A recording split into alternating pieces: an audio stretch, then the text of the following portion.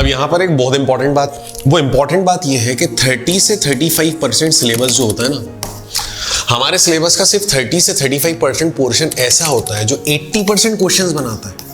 और ये बात सिर्फ 11th या 12th क्लास के लिए एप्लीकेबल नहीं है, ये बात तो IIT और नीट जैसे एग्जाम के लिए भी एप्लीकेबल है।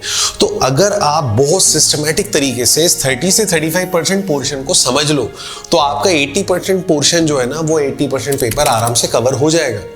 लेकिन प्रॉब्लम क्या आती है, जो लोग बिल्कुल भी नहीं पढ़ते, जो बिल्कुल नालायक होते हैं, बिल्कुल क्लास में अपने कभी भी ध्यान नहीं देते और पढ़ाई नहीं करते, उनके साथ प्रॉब्लम ये होती है कि जब वो लास्ट मोमेंट पे अपनी पढ़ाई स्टार्ट करते हैं तो वो घिसते घिसते खूब मेहनत कर लेते हैं लास्ट मोमेंट पे, और वो भी कम से कम 20 to 30% सिलेबस कवर कर लेते हैं। लेकिन ये 20 to 30% सिलेबस करने के बाद भी वो फेल हो जाते हैं।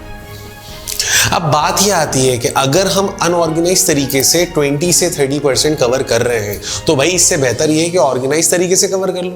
क्योंकि जब आप ऑर्गेनाइज तरीके से 20 से 30% सिलेबस कवर करते हो तो आपके रिजल्ट में 80% क्वेश्चन सॉल्व करने के आपके चांसेस होते हैं। और इस तरीके से आपको करना कुछ नहीं है, आपको सिर्फ PYQs पे ध्यान देना है, आपको इंपॉर्टेंट टॉपिक्स पे ध्यान देना है। जिस दिन इंपॉर्टेंट टॉपिक्स को कवर करने लगोगे, समझ जाना तुम्हारा काम बहुत आसान हो गया।